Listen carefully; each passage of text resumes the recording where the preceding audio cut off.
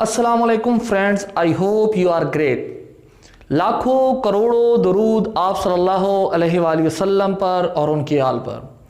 Students, आज का हमारा जो लेक्चर है वो सम इंपॉर्टेंट एमसीक्यूज है, या आप कह सकते हैं कि ये एमसीक्यूज से ज़्यादा कुछ इंपॉर्टेंट हमारे पास पॉइंट्स हैं जो कि एमसीक्यूज के लिए या एंट्री टेस्ट, ईटा टेस्ट के लिए या एमडी कैट वगैरह के लिए बहुत इंपॉर्टेंट है। स्टूडेंट्स याद रखें, आज का लेक्चर बहुत ही इंपॉर्टेंट है। अगर आप ईटा एंट्री टेस्ट वगैरह दे रहे हैं तो मेरे इस लेक्चर को पूरा देखें, ध्यान से देखें और कोई भी पॉइंट मिस ना करें। मैं आपको यकीन से कहता हूं, अगर आप ये आज 10 से 15 मिनट का लेक्चर देख लेंगे तो आपके 4 से 5 एमसीक्यूज फिजिक्स के इंशाल्लाह क्लियर होंगे और वो सारे पॉइंट्स हम डिस्कस करेंगे इंशाल्लाह। तो आपने पूरा लेक्चर देखना है। अगर आप ईटा या एंट्री टेस्ट वगैरह देख रहे हैं या आपका कोई दोस्त देख रहा है तो उसके साथ शेयर कर लें।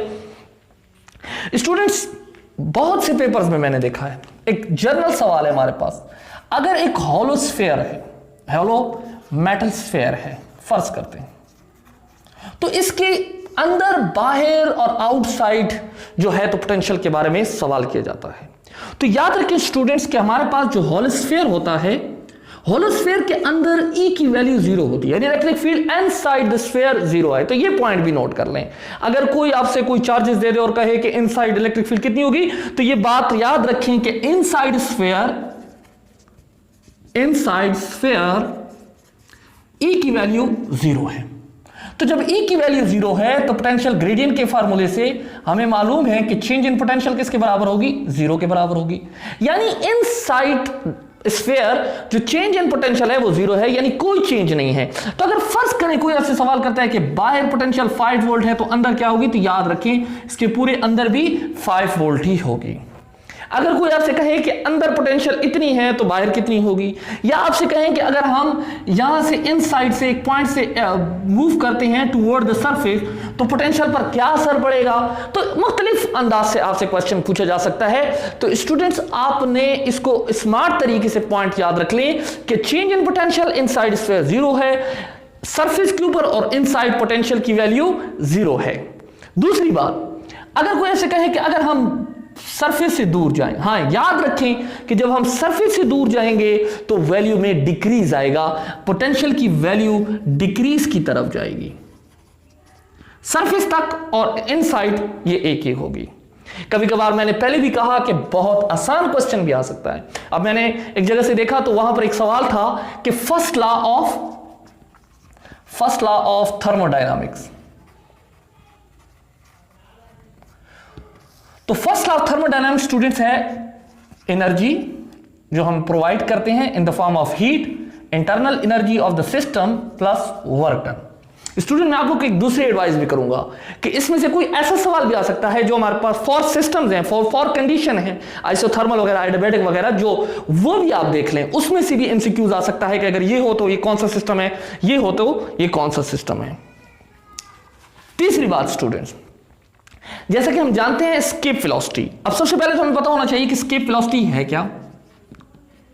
एस्केप वेलोसिटी याद रखिए स्टूडेंट, एस्केप वेलोसिटी हमारे पास वो कम से कम वेलोसिटी है जो किसी प्लेनेट से निकलने के लिए किसी बॉडी को चाहिए होती है। हम चूंकि अर्थ पे हैं तो हमें अर्थ की एस्केप वेलोसिटी के बारे में मालूमात होनी चाहिए। ये नहीं कि हमसे सवाल नहीं किया जा सकता किसी और एस्केप वेलोसिटी का, लेकिन आमतौर पर हमारे पास एस्केप वेलोसिटी के लिए जो फार्मूला है वो किसी भी प्लेनेट के लिए वो 2gr है, यानी उस प्लेनेट की g की वैल्यू और रेडियस।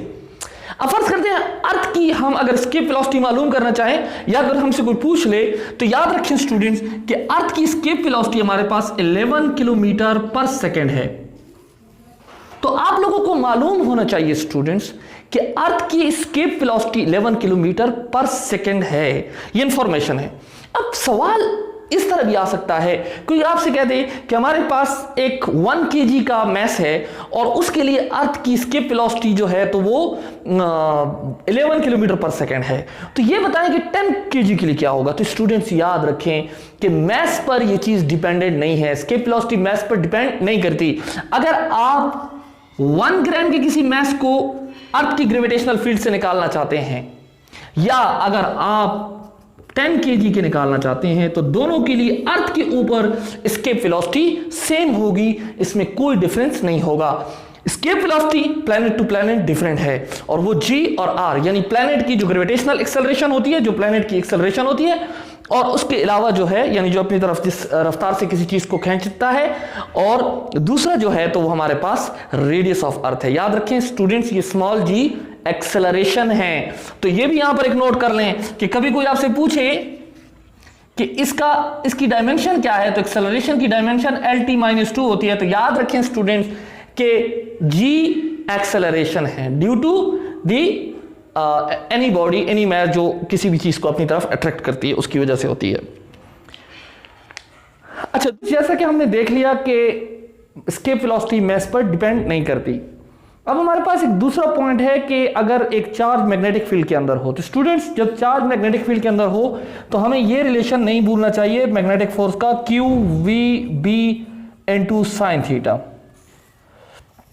बहुत ही इंपॉर्टेंट टॉपिक है। अब अगर चार्ज रेस्ट पे हो, फर्ज करते हैं कोई आपसे सवाल पूछता है अगर चार्ज रेस्ट पे है तो फोर्स कितनी लगेगी चार्ज पे, तो याद रखिए कि जैसा कि इस फार्मूले में आप देख रहे हैं कि वेलोसिटी 0 है, तो जब वेलोसिटी 0 होगी तो फोर्स 0 होगी।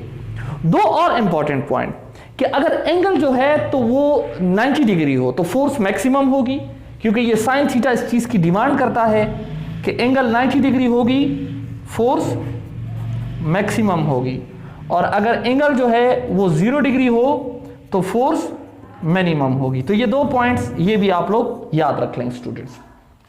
दूसरा, अगर इसमें परपेंडिकुलर जो है तो वो हिट किया जाता है, अगर परपेंडिकुलर जो है तो वो चार्ज मूव करता है, तो उसके लिए अगर हम फर्ज करते हैं मैग्नेटिक फील्ड जो है वो एंड टू द पेज है, और चार्ज को अगर हम इस तरह करते हैं, इलेक्ट्रॉन को हम इस तरह मूव करवाते हैं, तो ये परपेंडिकुलर आ गए, तो फिर याद रखेंगे इसमें रोटेट करेगा, सर्कल में रोटेट करेगा। और अगर हम फर्ज करते हैं कि 0 पे इसको in the direction of magnetic field, तो फिर तो फोर्स 0 होगी हमारे पास। लेकिन स्टूडेंट्स याद रखें कि अगर हमारे पास मैग्नेटिक फील्ड ये है और हमारे पास चार्ज का जो एंगल है वो 0 से ग्रेटर है और 90 से लेस है, तो फिर वो हेलिकल पाथ बनाएगा। तो ये कुछ इंपॉर्टेंट पॉइंट हैं, इससे जो आप लोग अपने जहन में रख लें, और इससे भी MCQ आने के चांसेस बहुत ज्यादा हैं इस टॉपिक से। दूसरे स्टूडेंट्स, इंफॉर्मेशन वाइज कुछ इंफॉर्मेशन भी मैं शेयर कर रहा हूं साथ साथ। अब आपको पता होना चाहिए कि अगर हम इन दो कांस्टेंट्स को, जिसकी वजह से मैक्सवेल को सोचना पड़ा और साइंटिस्ट को सोचना पड़ा कि स्पीड ऑफ इलेक्ट्रिक और मैग्नेटिक फोर्स में आपस में कोरिलेशन है, उनके दो कांस्टेंट यानी F�sin नॉट और म्यू नॉट, इनका जब अंडर रूट लिया गया तो इससे रिजल्ट आ रहा था 3 × 10⁸ मीटर पर सेकेंड। आप इसको कर्त भी कैलकुलेट कर सकते हैं, यानी मतलब ये हुआ कि ये पार्ट जो है इसकी डायमेंशन बेसिकली मीटर पर सेकेंड या LT-1 है इसकी डायमेंशन। अब अगर कोई आपसे ये सवाल पूछ ले, मैंने एक जगह पे देखा तो वहां पर था E0 म्यू नॉट, इसकी वैल्यू क्या हो सकती है, तो याद रखें कि इसकी वैल्यू c² हो सकती है, या इसकी वैल्यू c² 9 × 10⁻16 मीटर स्क्वायर पर सेकेंड स्क्वायर, या कोई आपसे इसका यूनिट पूछ ले, क्योंकि इसका यूनिट तो मीटर पर सेकेंड है, तो इसका यूनिट मीटर स्क्वायर पर सेकेंड स्क्वायर हो सकता है, या इसकी डायमेंशन L²T-2 हो सकती है। तो स्टूडेंट्स ये हमारे पास पॉइंट्स हैं कुछ इंपॉर्टेंट।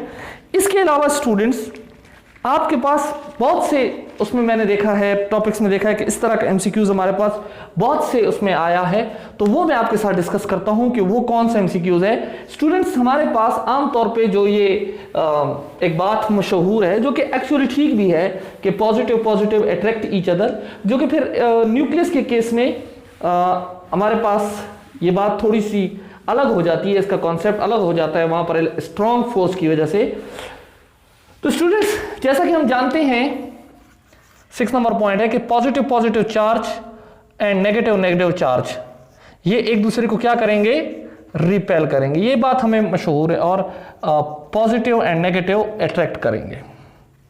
अब इसी सोच को देखकर एक MCQs बनाया जाता है कि अगर फर्ज करें वो आपसे कहते हैं कि इलेक्ट्रॉनिक करंट है वो इस डायरेक्शन में दोनों वायर्स में मूव कर रहा है, यहां भी इलेक्ट्रॉनिक करंट है और यहां भी इलेक्ट्रॉनिक करंट है और दोनों की डायरेक्शन सेम है, या इस तरह भी सवाल आ सकता है कि दोनों की डायरेक्शन अपोजिट है, दोनों की डायरेक्शन अपोजिट है। अब स्टूडेंट से यह सवाल किया जाता है कि ये जो पहला वाला केस है इसमें वायर्स अट्रैक्ट करेंगी या रिपेल करेंगी, और दूसरे में भी यही पूछा जाता है। क्योंकि हमारे जहन में अट्रैक्शन और रिपल्शन का कॉन्सेप्ट ये होता है, तो अक्सर स्टूडेंट इस सवाल में गलती कर लेते हैं। स्टूडेंट्स याद रखें, जब करंट सेम डायरेक्शन में दो वायर्स में जा रहा होगा और वो साथ में जा रही होंगी तो वो एक दूसरे को अट्रैक्ट करेंगी, और जब दो हमारे पास डिफरेंट डायरेक्शन में करंट होगा तो वो रिपेल करेंगी। यानी इस कॉन्सेप्ट को आपने यहां पर नहीं लगाना। उसकी वजह क्या है स्टूडेंट्स, कि जब सेम डायरेक्शन में हमारे पास करंट जा रहा होगा, डायरेक्शन सेम होगी, तो स्टूडेंट्स अगर हम राइट हैंड रूल का इस्तेमाल करते हैं तो ये हमारी जो कर्लिंग फिंगर है ये हमारे पास मैग्नेटिक फील्ड की डायरेक्शन बता रही है, और इसकी भी मैग्नेटिक फील्ड हमारे पास, चूंकि ये डाउनवर्ड है तो इसकी मैग्नेटिक फील्ड क्या हो जाएगी, ऐसे हो जाएगी। अब स्टूडेंट्स आप देख सकते हैं कि दरमियान में दोनों की मैग्नेटिक फील्ड ऐड हो रही है, तो इस वजह से दरमियान में मैग्नेटिक फील्ड ज्यादा हो जाएगी, इस वजह से ये एक दूसरे को रिपेल करेंगी और पीछे चली जाएंगी, और इस केस में अंदर जो मैग्नेटिक फील्ड होगी वो कम हो जाएगी, तो वो अट्रैक्शन की तरफ आ जाएंगे। तो अक्सर देखा गया है कि यहां से एमसीक्यूज आ जाए। दूसरे स्टूडेंट्स याद रखें कि हमारे पास दो चीजें हैं, एक है टाइम पीरियड ऑफ पेंडुलम और एक है मैस अटैच्ड टू स्प्रिंग। तो स्टूडेंट्स याद रखें कि पेंडुलम का टाइम पीरियड मैस पर डिपेंड नहीं करता, ये सिर्फ एल और जी पे करता है, और स्प्रिंग सिस्टम का जो है ये हमारे पास मैस पर डिपेंड करता है, एम और के इस पर डिपेंड करता है। तो अगर कहीं जो है तो वो आपसे सवाल पूछ, क्योंकि अब आपने सीख लिया है कि पेंडुलम का टाइम पीरियड मैस पे डिपेंड नहीं करता, फर्ज करें वो आपको मैस स्प्रिंग सिस्टम दे दे, तो वहां पर भी स्टूडेंट ये ना हो कि वो पेंडुलम का कॉन्सेप्ट इस्तेमाल कर ले। तो स्टूडेंट्स याद रखना है कि ये डिपेंड करता है, मैस स्प्रिंग सिस्टम डिपेंड करता है और दूसरा डिपेंड नहीं करता। दूसरे स्टूडेंट्स याद रखें, मैं इससे पहले भी एक लेक्चर इस पर अपलोड कर चुका हूं कि हमारे पास मैस एब्सोल्यूट क्वांटिटी नहीं है, बल्कि ये रिलेटिव क्वांटिटी है अकॉर्डिंग टू मॉडर्न फिजिक्स। तो इसके लिए जो फार्मूला है हमारे पास वो m is equal to m not under the root 1 minus v square by c square. इसके अलावा हमारे पास लेंथ, टाइम, ये भी एब्सोल्यूट नहीं है, ये भी रिलेटिव हैं, तो उनके फार्मूलाज भी मैं यहां पर लिख लेता हूं। L is equal to L not under the root 1 minus v square by c square, और T is equal to t not under the root 1 minus v square by c square. तो ये रिलेटिव टाइम के और length के formulas हैं। तो अगर आपसे कोई सवाल करे कि अगर कोई बॉडी स्पीड ऑफ लाइट से मूव करती है तो उसके मैस पर क्या असर पड़ेगा, तो याद रखें स्टूडेंट्स उसका मैस जो है वो इनफाइनाइट हो जाएगा। ठीक है, तो ये बात है।